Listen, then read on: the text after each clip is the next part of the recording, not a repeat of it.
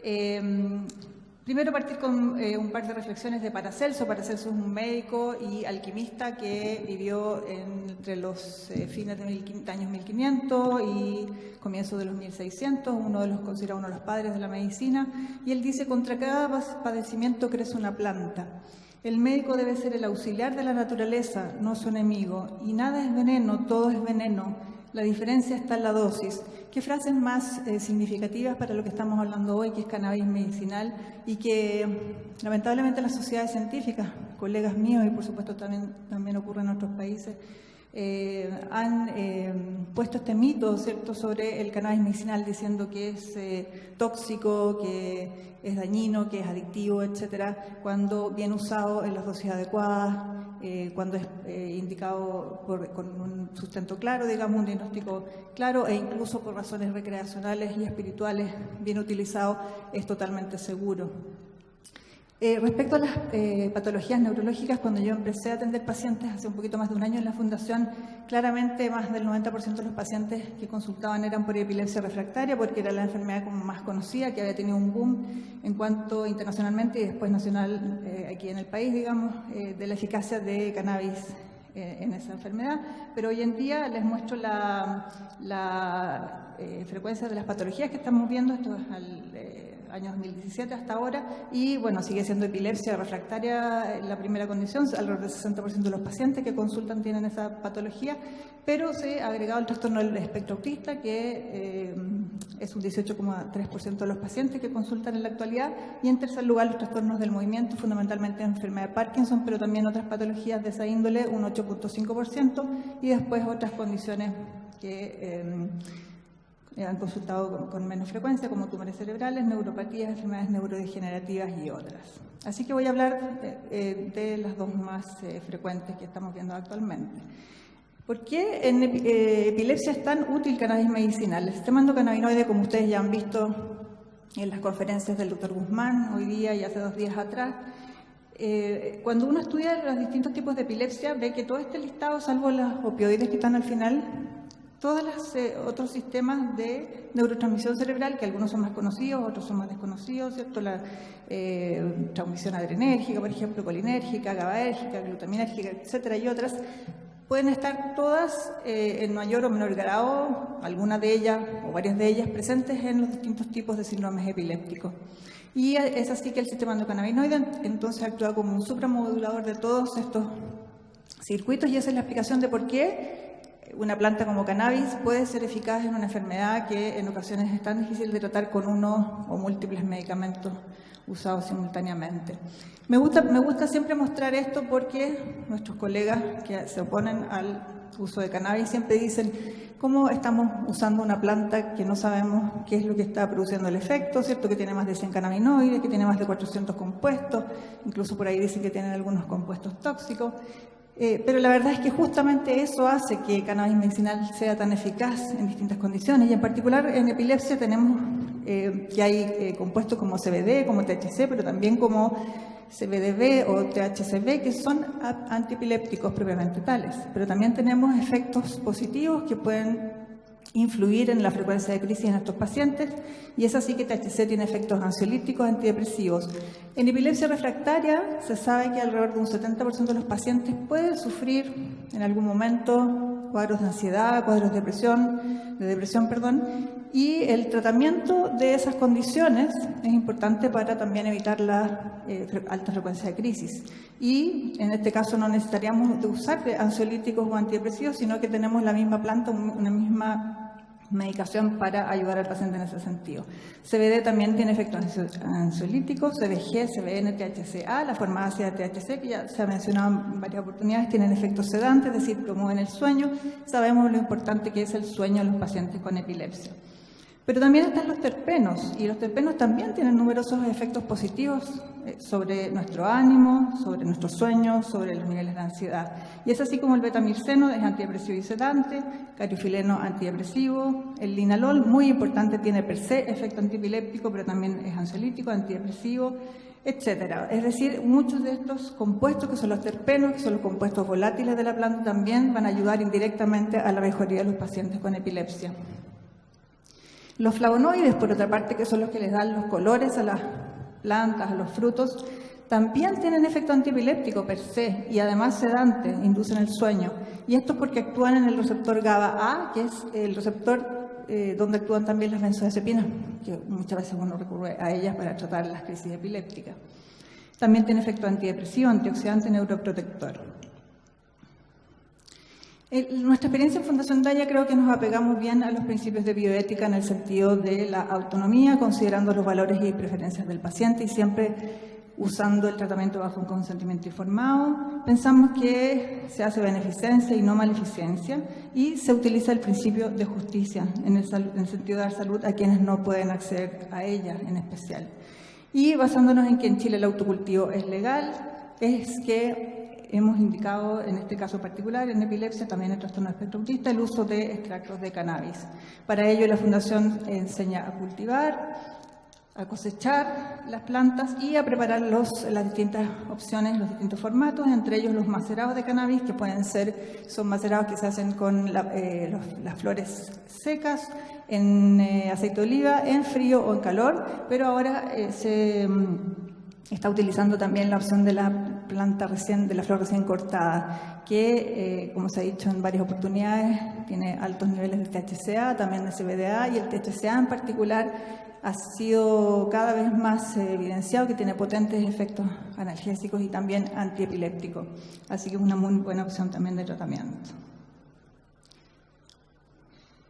Es así como tenemos entonces los macerados, y la otra opción son las resinas, que son estas extracciones que se hacen en alcohol y que después se pasan por calor y se transforman en esta sustancia que es muy espesa y que tiene una alta concentración de cannabinoides y que se almacena en estas jeringas. Actualmente estamos indicando diluir las resinas, antiguamente se usaba mucho en forma directa, pero había ahí a veces dificultades con la dosificación porque no siempre la cantidad administrada era igual en las distintas tomas, y además nos hemos dado cuenta que los pacientes responden en realidad a dosis mucho menores, entonces uno puede diluir esta resina.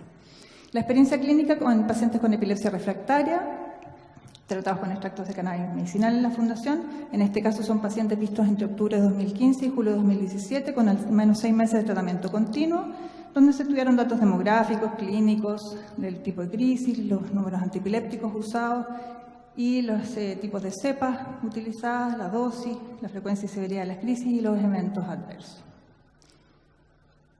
Son 56 pacientes, 39 niños, 17 adultos, 30 mujeres, edad promedio 13.5 años. Ustedes ven ahí chiquititos desde 8 meses hasta 58 años. Sin embargo, con posterioridad a esto tenemos nuestro paciente más pequeñito, tratado por un estatus epiléptico secundario a una encefalopatía hipóxica perinatal de 1 mes y medio de vida, tratado en una clínica privada de Santiago, que después de muchas luchas ahí con nuestros abogados y con la ayuda de Ana María, con el respaldo y el sustento de documentación médica, logramos que el Comité de Bioética Asistencial de esa gran prestigiosa clínica privada aprobara el uso de cannabis medicinal en una guaguita. El seguimiento promedio es de 20 meses en este caso de estos pacientes. Las causas son muy variables, malformaciones cerebrales las más frecuentes, pero hay distintas causas y en algunos hay causas desconocidas, como puede ocurrir en un 20% de los pacientes con epilepsia. Todos los pacientes habían usado por lo menos 4 antiepilépticos antes del uso de cannabis y un 76% tenían más de 3 fármacos simultáneos en el momento de empezar con cannabis. 68% de los pacientes habían sometido a cascada farmacológica. ¿Qué significa esto? Que los pacientes con epilepsia muchas veces tienen efectos adversos, obviamente, a los distintos antiepilépticos, y en vez de cambiarse el medicamento, lo que se hace es dar otro medicamento para tapar ese efecto adverso. Y es así como con ácido valproico, que muchas veces se asocia a intolerancias gástricas, se le da omeprazol o esomeprazol.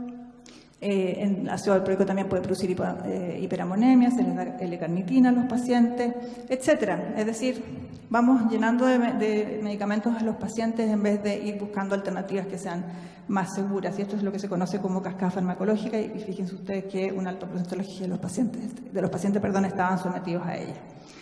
Todos los pacientes referían efectos adversos secundarios a fármacos antiepilépticos que, muy importante, muchas veces no son reconocidos por los padres. Cuando uno les interroga dirigidamente, ¿ha tenido este efecto con este medicamento? Y entonces uno empieza a hacer la asociación y dicen, es verdad, sí, este medicamento le está provocando o le provocó este efecto.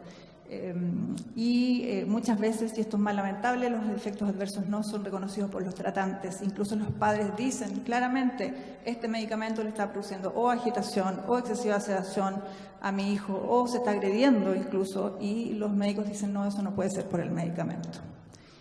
11 pacientes habían sido sometidos a callosotomía, que es una cirugía mayor paliativa, que es una sección del cuerpo calloso, para evitar fundamentalmente las crisis de caída, y 5 pacientes estimulador vagal, que más o menos tiene el mismo objetivo, evitar crisis de caída, es también una cirugía tipo paliativo. En cuanto al tratamiento de los pacientes, todos con macerados o resinas, el uso siempre sublingual, cada 12 o cada 8 horas. Antiguamente se usaba mucho la dosificación desde un comienzo cada 8 horas, pero considerando la vida media de los cannabinoides, perfectamente se puede partir y mantener en muchos casos cada 12 horas. 48 pacientes tenían extractos altos en CBD o 1-A1, y 4 pacientes fue necesario usar extractos altos en THC. Esto, basándonos, probablemente no es una aproximación exacta, porque esto es basándonos en lo que dicen los bancos de semillas, y como uno ve después en las mediciones, no siempre lo que dicen los bancos de semillas es lo que se obtiene en el extracto. Y 4 pacientes usaron extractos con macerados en frío, es decir, que tienen THC y CBD en su forma ácida. En algunos pacientes, 1/3 de los pacientes, pudimos medir dosis efectiva que estaba recibiendo de CBD y THC, y si ustedes se fijan, los rangos son bien variables. Para CBD 0,25 a 10,14 miligramos al día, y para THC 0,19 a 7,78 miligramos al día. Destaco en rojo la dosis de CBD, porque si ustedes ven, la máxima dosis que recibió un paciente fue 10,14 miligramos al día. Y para los estudios de cannabidiol que está usando GW Pharmaceuticals, esta empresa británica que ha estudiado pacientes con epilepsia refractaria de Estados Unidos y de Europa, en sus últimos estudios y publicaciones recientes refieren que usan dosis de 10 a 20 miligramos por kilo al día. Es decir, dosis muchísimo mayores que las que uno requiere cuando uno usa extractos derivados de la planta completa. Y se observó en este grupo un 56,2% de reducción significativa de crisis. En epilepsia llamamos reducción significativa a la disminución de al menos 50% de las crisis, comparando el periodo previo al tratamiento con, en este caso, con cannabis. 25,3% tuvo reducción, pero no significativa, de las crisis, y lo más llamativo es lo que está puesto en rojo, 11,2% sin crisis. Hemos, entre las distintas presentaciones de estos 3 años en que hemos ido reclutando cada vez más pacientes, se mantiene más o menos la cifra en torno al 10%, y es lo que ha sido también mencionado en trabajos como el del doctor Zula, que en Estados Unidos, y de otros colegas que han reportado que la libertad de crisis con preparados artesanales de cannabis medicinal está en torno al 10%, lo cual, pensando que son pacientes que han sido sometidos a múltiples terapias, con medicamentos, incluso quirúrgicas, no han respondido a nada. Y hay un 7,4% de aumento de crisis. Esto es importante considerarlo. Esto existe también para todos los medicamentos antiepilépticos que existen, y es importante advertirlo a los pacientes antes de comenzar el tratamiento, porque existe la posibilidad de que se exacerben las crisis. Y lo que hay que hacer ahí es bajar las dosis y, si eso persiste, cambiar las cepas. Se vio reducción significativa tanto en las crisis focales como generalizadas. Esto es importante porque en los estudios con CBD puro se ha reportado utilidad más bien en las crisis generalizadas que en las focales. Y de los que redujeron crisis, todos tuvieron además crisis más cortas, menos severas o con recuperación más rápida. Incluso hay pacientes que no necesariamente reducían en forma significativa sus crisis, sí había mejoría en cuanto a que las crisis eran con menos manifestaciones motoras, menos extensión del estado posictal. Todos los pacientes, y esto es lo otro importante de los beneficios de la terapia con cannabis, es que redujeron al menos un fármaco antiepiléptico. Por lo tanto, eso implica menos eventos adversos y, por supuesto, menor costo. En el caso de esta serie hay una paciente adulta que era una paciente que rechazaba todo tipo de medicina tradicional y que estaba con un fármaco que era la lamotrigina más cannabis, y ella me solicitó expresamente disminuir la lamotrigina porque ella confiaba solamente en la medicina natural, y la verdad que con mucho susto, porque hasta ahora se ha planteado como una terapia coadyuvante, le fui disminuyendo y la paciente se mantiene sin crisis con solamente cannabis medicinal. Todos los pacientes, esto también es muy relevante, los pacientes tienen además mejoría en algunos de los síntomas asociados, independiente que mejoren o no las crisis o el grado de mejoría de las crisis. Los padres refieren, en el caso de los niños, que mejora el contacto visual, mejora la cognición, el alerta, el lenguaje, el ánimo, el sueño, el apetito, disminuye la espasticidad, mejoran la irritabilidad, la ansiedad y los trastornos de conducta. Además, y esta es una observación también que está reportada, por ejemplo, en los trabajos del Dr. Sulak, es que uno puede utilizar ya sea los macerados o las resinas en periodos agudos de crisis repetitiva o de estatus epiléptico, y los papás logran abortar las crisis y con eso disminuyen la morbilidad, las hospitalizaciones, las idas a los servicios de urgencia. Así que también tiene mucho beneficio en ese sentido. Efectos adversos en general son poco frecuentes, lo mismo que se ha descrito para otras series con preparados artesanales de cannabis medicinal. Muchas veces son leves y transitorios, somnolencia, irritabilidad, insomnio, menos frecuente diarrea, constipación, eso también está descrito. Recuerden que cannabis actúa sobre el intestino, los receptores cannabinoides del intestino. Aumento del apetito, poco frecuente, rubor facial y sudoración solo en un paciente, y diarrea que respondió a la reducción de la dosis, pero que después fue posible reiniciar un aumento de dosis sin nuevo episodio de diarrea. Perdón, acá lo puse 5.3, la cifra real de diarrea es la de abajo, 1.8%. Pensando que estos pacientes han pasado por múltiples hospitalizaciones, por estatus epiléptico, por complicaciones de las crisis, por cirugías mayores, se constituye cannabis medicinal una alternativa válida, importante y eficaz y de bajo costo y segura además. Este es un cuadro bien típico y bien que usamos mucho los epileptólogos, que es la libertad de crisis que uno alcanza con los fármacos tradicionales. En verde está señalado la libertad de crisis después de un primer antiepiléptico que alcanza el 47%. Con un segundo antiepiléptico, un 13% adicional alcanza libertad de crisis. Con un tercero, ya esto baja un 4%. Y después de usar un cuarto antiepiléptico, la verdad es que la probabilidad de que el paciente quede sin crisis es prácticamente nula. Y queda ese 36% en amarillo, que corresponden a los pacientes refractarios. Y eso hace cuestionar, esto lo contaba la doctora Fineda hace 2 días en su charla, de por qué los neurólogos, los epileptólogos, esperan a usar 6, 8, 10, 12 medicamentos solos o en combinación, muchas veces más de 3 medicamentos simultáneos. Lo único que agregan es efectos adversos y no eficacia. Y le dicen al paciente, a la familia, no, probemos este otro, no, probemos este otro, sin considerar el agotamiento, el sufrimiento y sin validar esta opción que realmente ha mostrado eficacia y seguridad.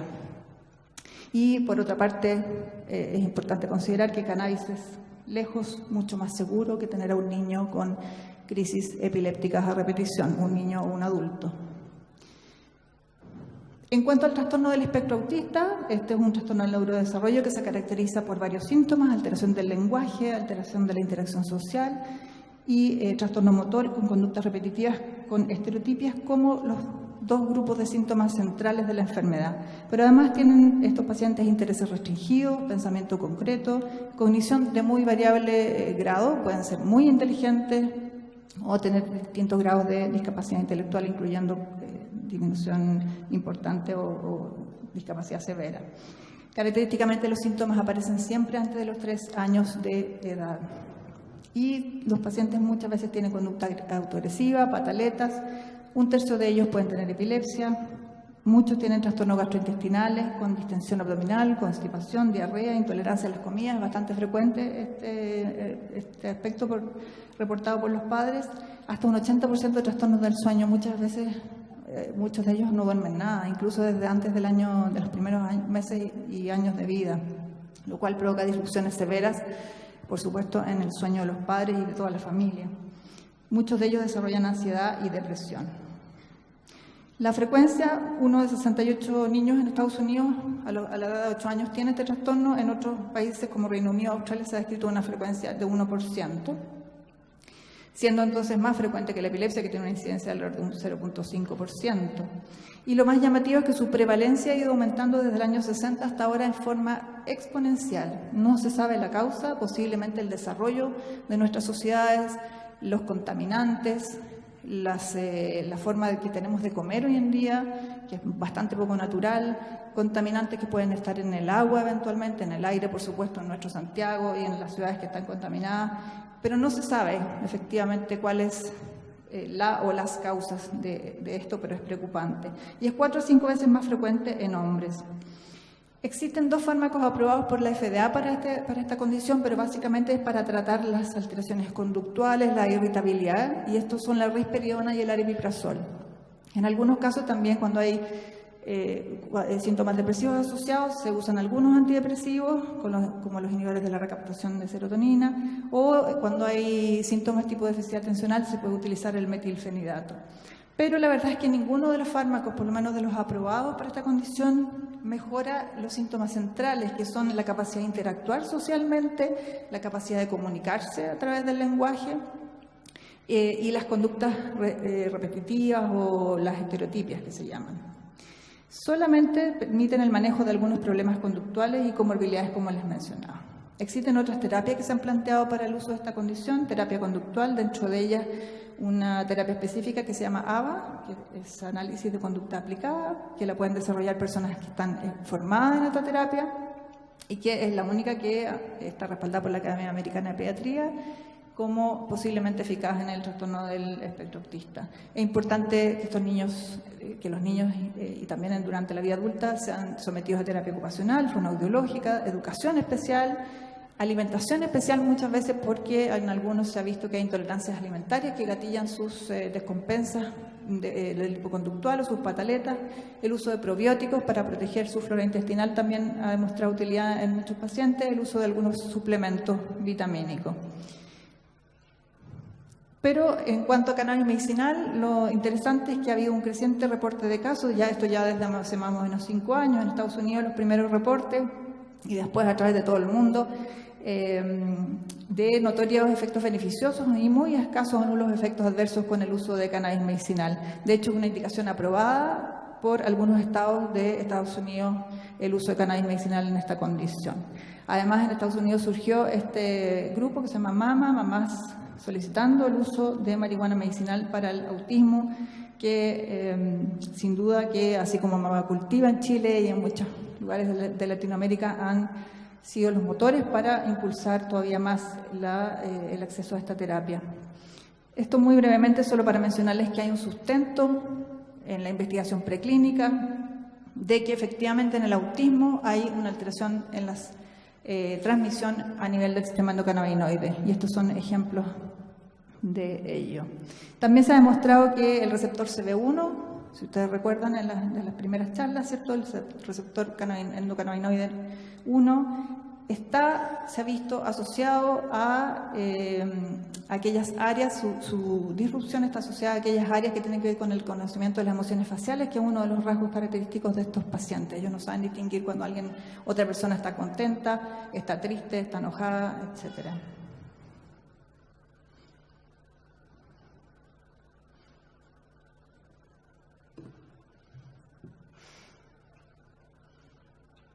¿Se puede pasar de allá?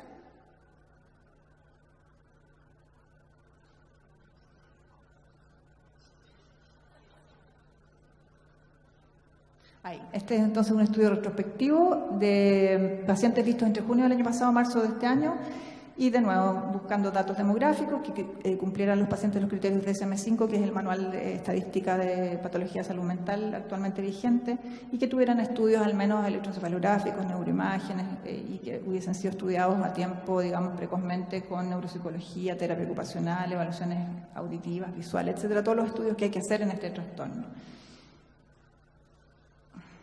Y que estuvieran, en este caso, con cannabis al menos por 12 semanas. Lo mismo, analizamos el tipo de extracto, cepa, la dosis total diaria de CBD, THC, y la evaluación de síntomas centrales y otros asociados a la condición, y utilizamos una escala que es de impresión clínica global de mejoría, que la hace el médico tratante, y la presencia de eventos adversos. Son 21 pacientes, 20 niños, 1 adulto, 15 hombres, de edad promedio 9 años, 10 meses, con un rango de 26 meses a 22 años, seguimiento promedio de 7,6 meses.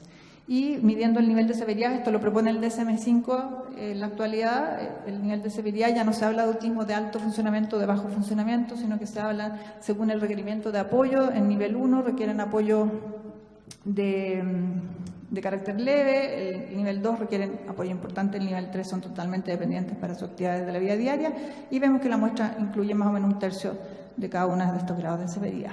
2/3 de los pacientes aproximadamente habían usado risperidona, aripiprazol y o metilfenidato, pero todos con mala respuesta, o algunos refieren respuesta inicial, pero que en el tiempo fue desapareciendo, o lo más importante, en muchos casos, eventos adversos intolerables.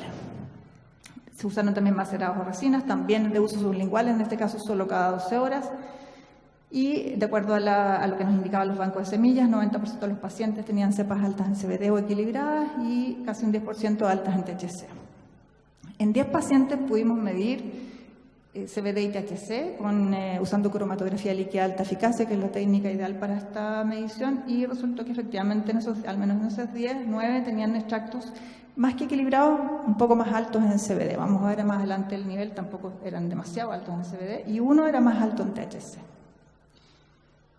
Esta es la escala de impresión clínica global de mejoría, donde los dos primeros niveles muchísimo mejor y mucho mejor se consideran mejorías significativas, y ahí se ve que 2/3 de los pacientes alcanzaron esta mejoría significativa.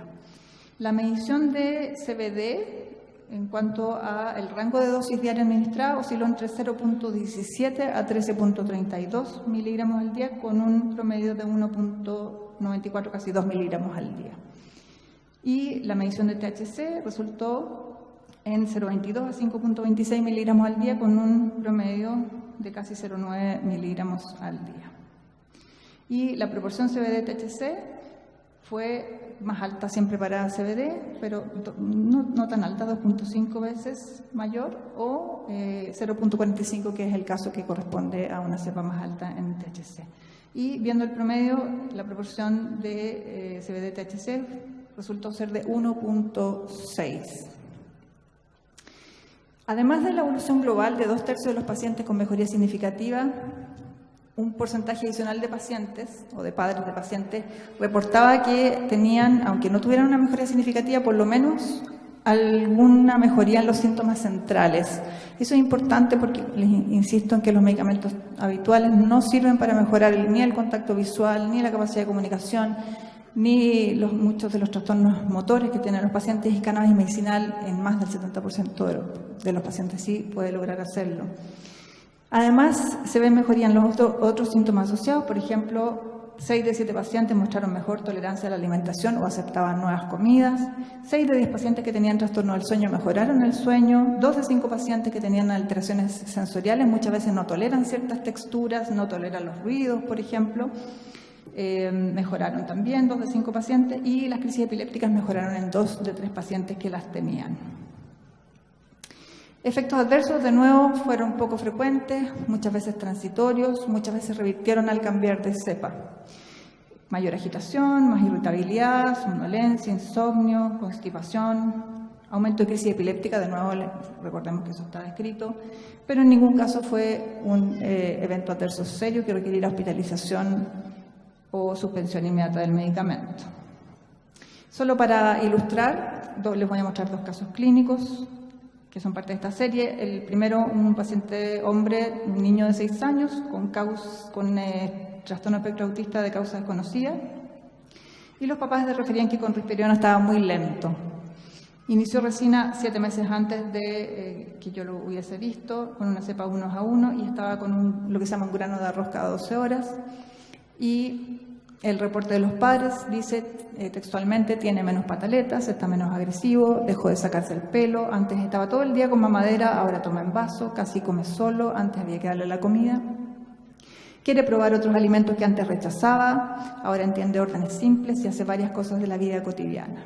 Logramos sacarle el pañal. Y el informe escolar refiere progreso importante y mejor sociabilización. Y el caso 2, un paciente de 5 años, un niño también, que con aripiprazol había tenido aumento de volumen facial, cialorrea, es decir, salivación excesiva. Los papás lo veían temeroso, apagado, y llevaba 7 meses con un macerado de cannabis que tiene una concentración mucho más baja de cannabinoides, también con una cepa equilibrada, en este caso con una dosis de 15 gotas cada 12 horas. Y el reporte de los padres era: se conecta más con la gente y su entorno, pone más atención, tiene mayor concentración, comenzó a imitar canciones, está más sonriente y más travieso, ahora tolera más texturas, acepta comer cosas distintas. Antes de cannabis comía mucho, pues no obedecía a la orden de comer más. En muchos de estos pacientes se ve obesidad y sobrepeso. Entiende, además de que es uno de los efectos adversos de los antipsicóticos, entiende órdenes más complejas. Ahora aplaude, sopla y silba y disfruta al salir. Esto me lo voy a saltar. La labor nuestra en Fundación Daya es acoger, escuchar, educar, informar, siempre usar consentimiento informado, que es firmado por los pacientes o por los padres, en el caso de los niños, acompañar y aprender. Cada día aprendemos más cosas y las aprendemos mirando cara a cara a los pacientes. Planteamos no una dicotomía entre el uso de cannabis ni la medicina tradicional, sino que utilizarlo como un armamento más dentro del arsenal terapéutico, como terapia coadyuvante. Siempre bajo supervisión médica. ¿Y cuál es nuestro futuro? Bueno, efectivamente en epilepsia y trastorno del espectro autista el plan es ya estar empezando a reclutar pacientes a fines de este año o a más tardar el próximo año, inicios del próximo año, en estudios randomizados, doble ciego controlados con placebo en estas dos patologías. Por supuesto que hay que estandarizar terapias, crear distintas formulaciones, porque hay que ver por qué hay un tercio de pacientes todavía que no nos responden a nuestros preparados. Procurar la medición de cannabinoides y terpenos. La verdad es que esto ya está disponible. Tenemos un convenio firmado con la Universidad Federico Santa María para propósitos de investigación para analizar cannabinoides, terpenos, además de probar los preparados que están utilizando y hacen los pacientes para saber que no te contengan metales pesados, pesticidas, hongos, bacterias, residuos de solvente. Finalmente, como conclusión, cannabis medicinal artesanal es eficaz en epilepsia refractaria, en diversos tipos de crisis, focales generalizadas, requiere dosis mucho menores de cannabinoides y tiene mucho menor frecuencia de eventos adversos que lo que se ha reportado hasta ahora para cannabidiol. En los estudios de cannabidiol, los que hay hasta ahora, en dos síndromes, Dravet y Lennox-Gastaut, se reporta más del 90% de los pacientes con eventos adversos, lo cual es una cifra realmente impresionante y considero que poco aceptable como para que sea aprobado por la FDA. Mejora además el cannabis artesanal la calidad de vida y otros parámetros de salud, reduce la politerapia y los efectos adversos de los antipilépticos y es sin duda de mucho menor costo. El costo estimado de cannabidiol, de GW, supera por lejos los $1.000 mensuales. Obviamente que en nuestro país, en muchos países latinoamericanos y otros, son medicamentos que son totalmente inaccesibles. Cannabis medicinal artesanal es eficaz también en el trastorno del espectro autista y es bien tolerado y es una opción frente a la escasez de fármacos aprobados para esta condición, lo que además tienen alta incidencia de efectos adversos. Sin duda se requiere mucho más investigación clínica con diversas formulaciones estandarizadas a partir de la planta completa. Nosotros insistimos en eso, es importante que haya THC, es importante que haya CBD, que estén los otros cannabinoides, que estén los terpenos en distintas proporciones, por supuesto, para ofrecer así alternativas variadas a los pacientes. Creemos que se debe respetar la opción de pacientes que desean usar cannabis medicinal en epilepsia refractaria o autismo, por supuesto que también en otras condiciones donde es útil, cuando se han utilizado las terapias disponibles o en aquellos pacientes que válidamente, o padres de pacientes que válidamente rechazan el uso de las terapias tradicionales, o en aquellos pacientes que no toleran los fármacos que están habitualmente indicados, o en quienes, que son muchos en nuestro país, no pueden acceder por el costo. La terapia con cannabis debe ser personalizada siempre y supervisada por médico. En la evaluación de la respuesta clínica hay que considerar la cepa, la proporción de CBD, THC o de CBDA, THCA o de otros cannabinoides, de terpenos, el tipo de extracto que estamos usando y la dosificación. Aquí es súper importante recordar el mensaje del Dr. Zulak: menos es más. Hay pacientes. Tuve hace 3 días una paciente de la Fundación con un trastorno del espectro autista que había empezado a usar una formulación que estamos recientemente incorporando, que es En este caso fue una resina que pasó por calor, pero obtenida a partir de la flor totalmente fresca, sin proceso de secado, que se supone que tiene altos niveles de, en este caso era una resina con un poquito más de THC que CBD, tiene altos niveles de la forma ácida. Y me decía, con una gota, el niño había mejorado su calidad de sueño. Y me decía, por primera vez hemos podido dormir casi todas las noches. Y ella me decía, ¿será verdad o estoy sugestionada? Bueno, la verdad es que tenemos muchos casos similares y probablemente sí es verdad. Es así, hay pacientes que funcionan con incluso microdosis, que andan muy bien y responden a esas microdosis. En suma, la activación del sistema endocannabinoide con cannabis medicinal mediante su rol como regulador homeostático global, modulador neuronal, antiinflamatorio, antioxidante, neuroprotector, es capaz de aliviar condiciones neurológicas tan complejas como la epilepsia refractaria y el trastorno del espectro autista. Muchas gracias.